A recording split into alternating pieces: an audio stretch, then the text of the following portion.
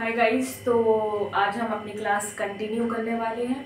मैं आपको पहले बता दूं कि ये class LLB first semester and BLLB first semester की सेमेस्टर क्लासेस हैं। ये किसी कॉम्पिटिटिव एग्जाम की क्लासेस नहीं है, तो सेमेस्टर को ध्यान रखते हुए ही हम क्लास को कंटिन्यू करेंगे।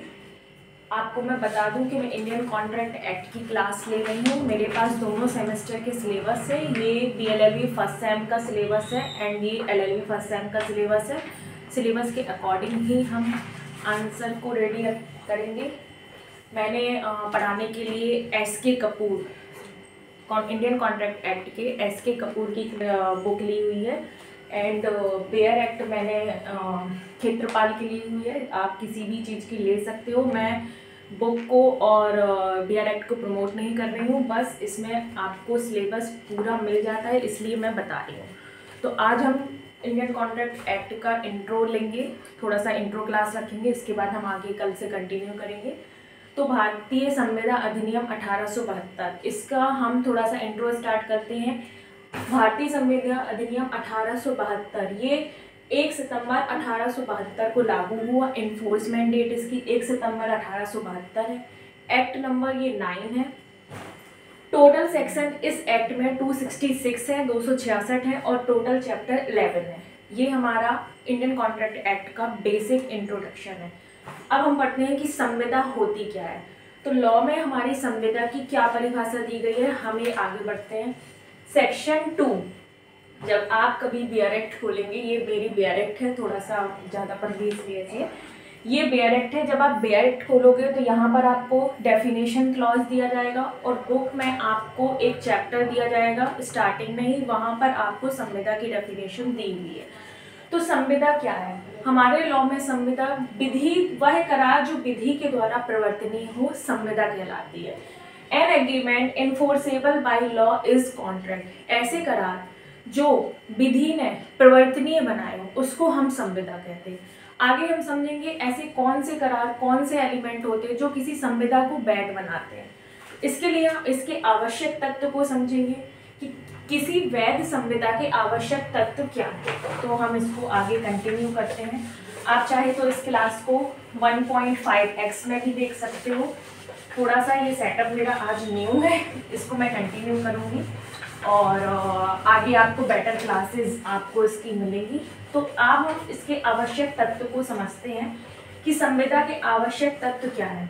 ये देखिए, आप किसी भी आंसर को रिप्रेजेंट करते हो तो एग्जाम में चांसेस बहुत हाई है कि किसी भी टॉपिक के आवश्यक तत्व, कैरेक्टरिस्टिक या उसके लैंडमार्क जजमेंट क्या है, ये आने के लिए बहुत चांसेस है सेमेस्टर्स के। मैं सेमेस्टर की ही क्लास ले रही हूँ, बार बार रिपीट कर रही हूँ कि आपके बीएलएलबी और एलएलबी फर्स्ट सेमेस्टर में जो इंडियन कॉन्ट्रैक्ट एक्ट का सब्जेक्ट है उसकी क्लासेस है।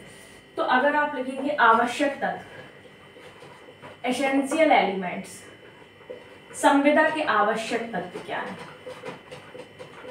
संविदा के आवश्यक तत्व क्या है, तो इसमें सबसे पहले जो पॉइंट आता है वो होता है कि पक्षकार संविदा करने के लिए सक्षम होने चाहिए। सक्षम होने चाहिए, पक्षकार संविदा करने के लिए सक्षम होने चाहिए। अब पक्षकार कैसे संविदा करने के लिए सक्षम होते हैं, ये हमारे आगे के सेक्शन में डील करता है, जो कि इंडियन कॉन्ट्रैक्ट एक्ट के सेक्शन 10, 11 और 12 में बताता है कि पक्षकार सक्षम कैसे होते हैं। सेकेंड इसका एलिमेंट आता है, पक्षकारों की स्वतंत्र सहमति होनी चाहिए, फ्री कंसेंट, स्वतंत्र सहमति। स्वतंत्र सहमति, जब हम कोई करार करते हैं तो उस करार में सहमति ली जाती है, वो सहमति स्वतंत्र होगी। इसको अगर हम आगे क्लास में डील करेंगे तो सेक्शन 14 से लेके ये बेसिकली 18 और 20, 21 एंड 22 इसमें डील करता है। जब हम आगे की क्लास या टॉपिक कंटिन्यू करेंगे जो कि आपके सिलेबस में है, इसको हम डील करेंगे, ठीक है। थर्ड पॉइंट क्या आता है, करार के लिए प्रतिफल का होना आवश्यक है। कंसीडरेशन, प्रतिफल, कोई भी एग्रीमेंट, कोई भी चीज हम बिना कंसीडरेशन के नहीं करते। तो कंसीडरेशन क्या होता है, हमें सेक्शन 2 सब क्लॉज डी में इसकी डेफिनेशन बताई जाएगी और इसके क्या आवश्यक तत्व होते हैं हम वहां पे डील करेंगे।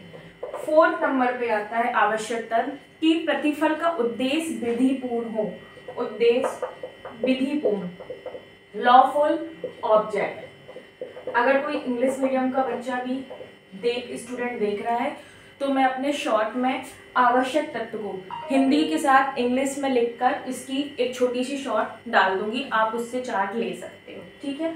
उद्देश्य विधिपूर्ण क्या होना चाहिए, सेक्शन 23 पर डील करता है। सेक्शन 23 इंडियन कॉन्ट्रैक्ट एक्ट के सेक्शन 23 में उद्देश्य विधिपूर्ण क्या है वो होता है।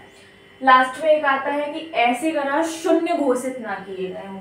अगर कोई करार ऑलरेडी लॉन में, इस अधिनियम में शून्य घोषित कर दिए गए तो वो करार कभी संविदा नहीं बन सकते।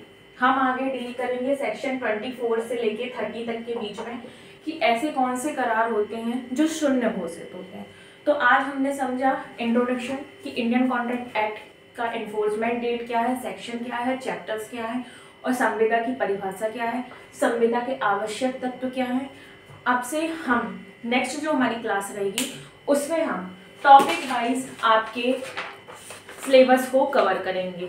सबसे पहले हमारा प्रपोजल आएगा, हम प्रपोजल को समझेंगे, प्रपोजल की डेफिनेशन, प्रपोजल क्या होते हैं, प्रपोजल कितने टाइप्स के होते हैं, उसके आवश्यक तत्व क्या है, लैंडमार्क जजमेंट क्या है, इसको हम डील करेंगे। आज के लिए हम इतना ही रखते हैं। Thank you.